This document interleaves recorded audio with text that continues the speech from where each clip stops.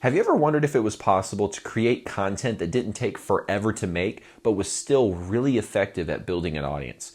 Well, in fact, that strategy exists, and it's something that musicians have missed by and large because it's a feature that's been on most of these social media platforms for quite some time, but we've never really looked at it as a content format that had a lot of viability to build a fan base. Now, what am I talking about?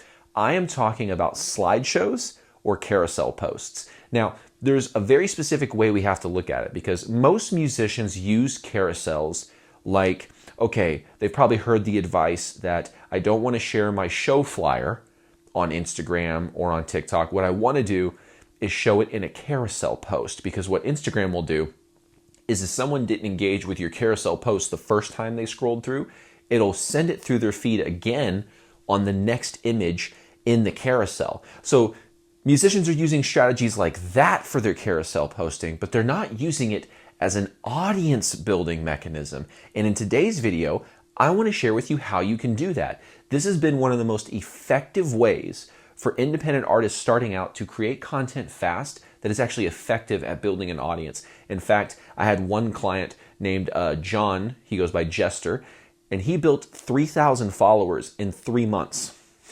Pretty crazy. That's basically 1,000 followers a month. And his main strategy that he's used, his main format, has been carousels and slideshows. And I'm going to show you exactly how to do something very similar inside of your content. Okay, so let's dive in. Stay locked in. We're going to be going deep now on the subject of how to create a compelling carousel post or a slideshow. First thing we need to understand is there is some distinction where this will work better on certain platforms, okay? So I just need to get that out of the way. So a lot of the people that are out there, they look at the two main platforms as far as when it comes to short form. YouTube obviously is up there, but outside of YouTube, we have TikTok and we have Instagram, okay? Now, with Instagram, it's called a carousel post, right?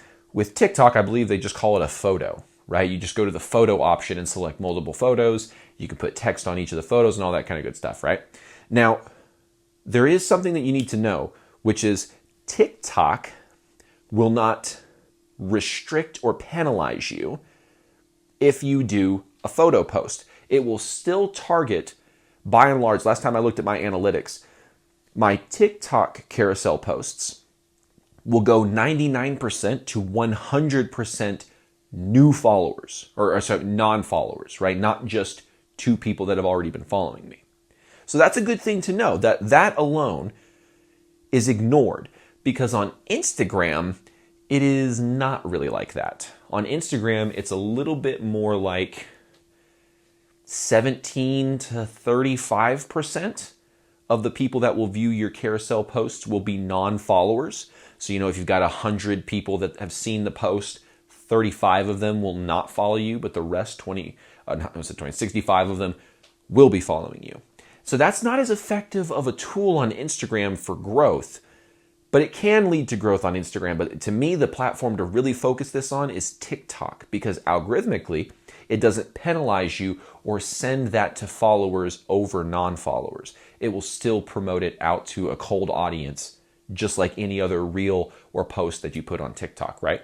So that's the first distinction that we need to understand, is there are some differences in the algorithm between TikTok and Instagram. But now that you understand that, what's the framework to use this? How do we actually create this in an effective way that builds our audience? So first, the first thing we need to do on TikTok, you want to make sure that you link your music to your profile. So I think they call this having an artist profile. You put in some information where you take screenshots of your, I almost said Shopify, your Spotify for artists, your Apple Music for artists, and any other kind of for artist pages you have. The more, the better. I've actually had a couple applications denied because I only took pictures of the Spotify. So just to cover your butt, get Apple Music for Artists and Amazon Music for Artists and have screenshots of that you can send into your application, just to really guarantee that it goes through, because it can take up to 30 days for them to approve it, and that sucks, right? Sometimes it's really quick, sometimes it's up to 30 days. And if you get denied after 2 weeks or 3 weeks and you got to start the whole process over, that sucks. So make sure that you provide enough pictures and screenshots of you having ownership and access to those songs so that you don't have to do it twice. Okay, don't make the same mistake I did.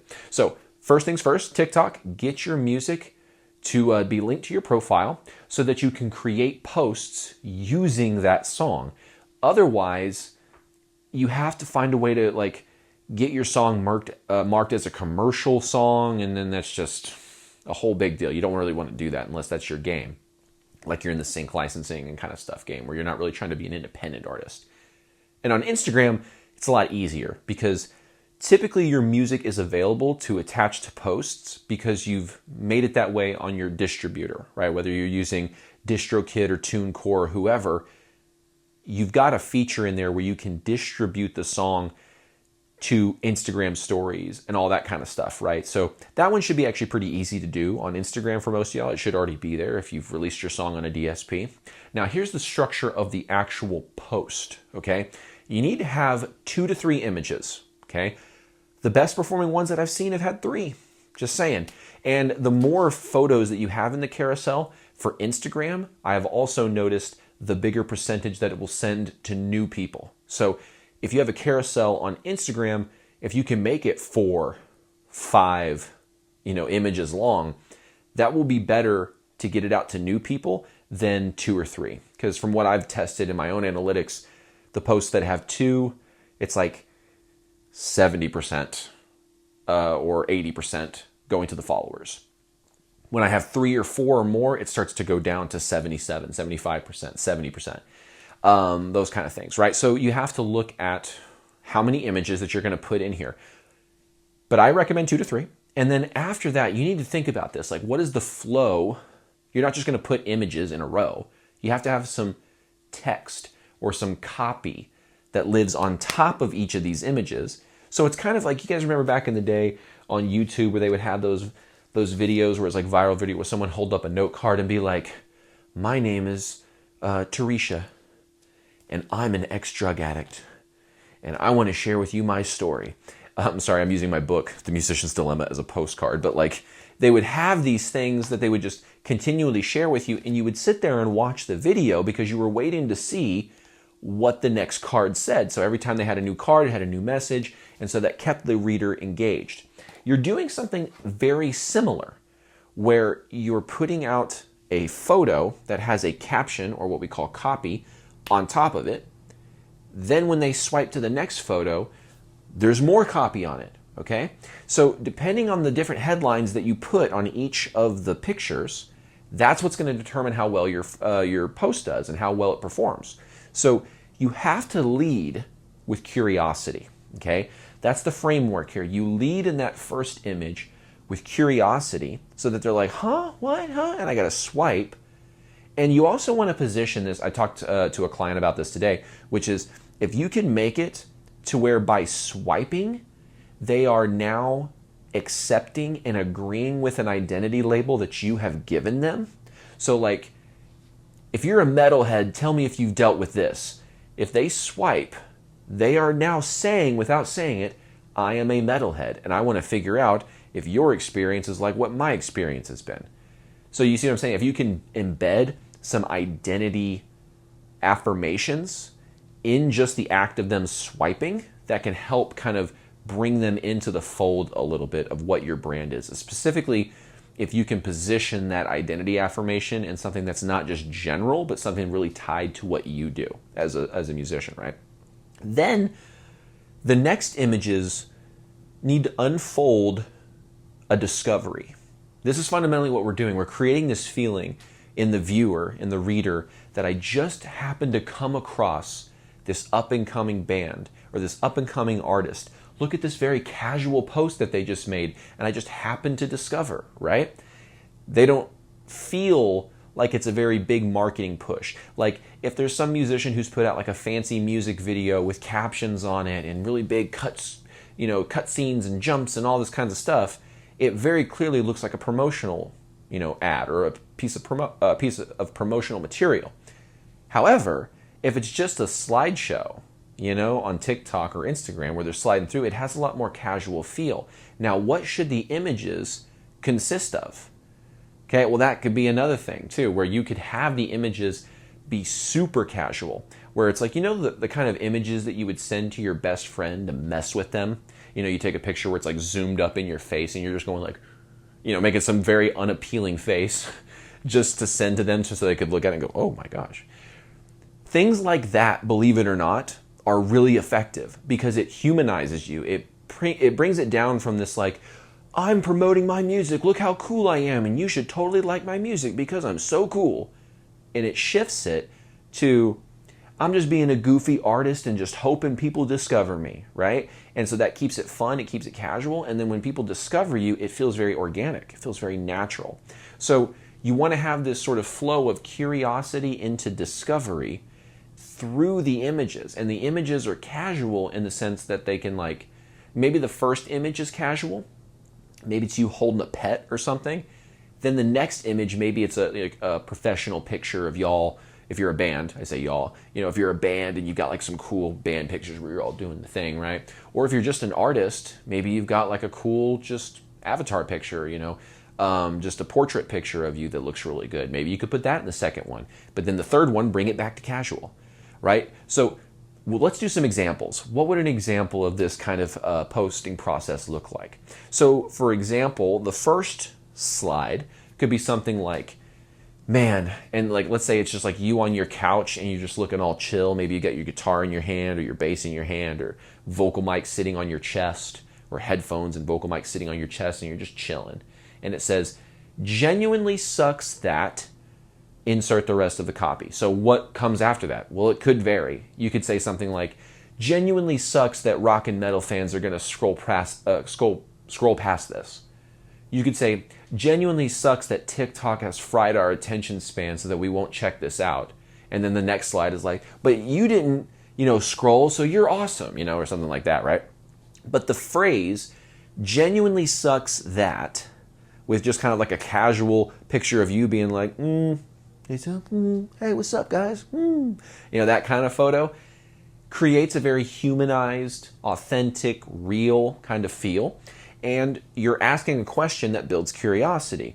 Or you're saying, that's not even really a question, but it is something that builds curiosity when you put like ... at the end. Those are called ellipses. You put an ellipse at the end of each of the first image copy, and really the second one too, if there is a third image. Just put those ellipses to sort of, it's like in a good email. If you want to get someone from line to line to line, sometimes having ellipses break up a sentence so that's not just a big chunk of paragraph, you know, it's kind of split up a little bit, is a great way to do that. Also, it's a great way for dramatic effect, you know. So, genuinely sucks that, insert the rest of the hook. That could vary a little bit, but just that alone has been a very good starting phrase that you can plug other things after it. Genuinely sucks that TikTok has fried our attention span and that most will scroll past this. But you didn't, and it's a picture of you like, you know, thumbs up, like Steve-O maybe, right? And then the third image is like, hey, what's up? I'm insert artist and I make this music. So if you really dig it, let me know in the comments. Very simple, very casual. What's another good example? Another good example is on that first page. Again, casual image, maybe something curiosity building, like you're passed out, or you know, it's you holding an animal, or you're doing something like you're out on a walk. And it says, if this made it to your FYP, which stands for your For You page, right? That's just the page that naturally shows up in people's algorithm. If this made it to your FYP, ... Well, what? You see how that's a curiosity-based headline? You almost view it like an email subject line. And then you swipe, and then it says something like, again, you could do a lot of things there. A really popular one that John used was, he said, where are you from? Right, and it had like a picture of him like giving them the stare, the glare, you know, looking really close at the camera. So it's like, if this made it to your FYP, I want to know where you're from. My name's Jester, and I want to be able to tell people, this is the third slide, my name's Jester, and I want to be able to tell people that people listen to my music outside of my hometown. And he got, I kid you not, 20,000 views, but that's not the cool part. The cool part is he got 1,200 comments from fans who were like, I'm from Oklahoma, I'm from Texas, I'm from Kansas, I'm from this, I'm from this, I'm this. And he's in the UK. So most of his audience was actually, he found out in America. And we found that out through this post that performed super well and got all these comments, right? And that was just from using some casual images in a slideshow, and he's playing his music underneath. So while they're going through this and they're consuming the copy and they're like, oh, hey, it genuinely sucks that blah, blah, blah, blah, blah, the whole time they're listening to your music. And so again, if you can make the slideshow in some capacity have some relationship to the lyrics of your song, that's a nice additional boost. It's not required, but it's a nice little additional boost if you can manage that, right? So if this made it to your FYP, I want to know where you're from. My name's blah, blah, blah, artist, and whatever. Or you could do something like, if this made it to your FYP, then you must have a next level algorithm because I'm not even trending yet. There's a lot baked into that, but I won't go into too much detail. And then maybe the last one is, hey, I'm Dax and I do instrumental whatever. You can see the process there. You can see the flow of curiosity to discovery for the fan who's watching or consuming this piece of content, right? And I'll give you one more really good one to kind of end the video with, which is, I blocked everyone who blank, right? So you could say something like, I blocked everyone who doesn't like hard rock. So if you're seeing this video, rehearsals at 9, I'll see you there.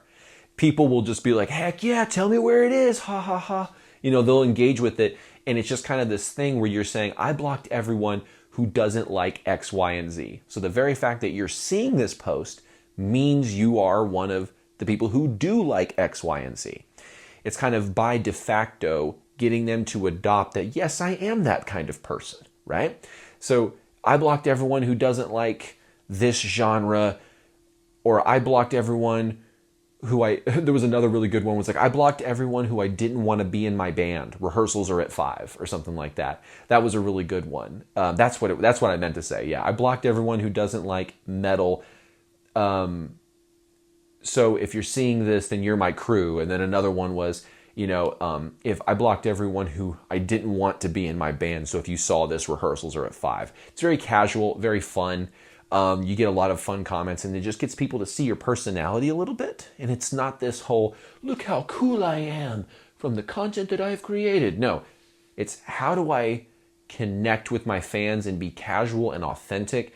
And this has been one of the most effective content formats for my clients and other independent musicians that have been growing their music business recently. Because sometimes the talking head format or whatever, if a lot of musicians do it at once, it can kind of water down the format.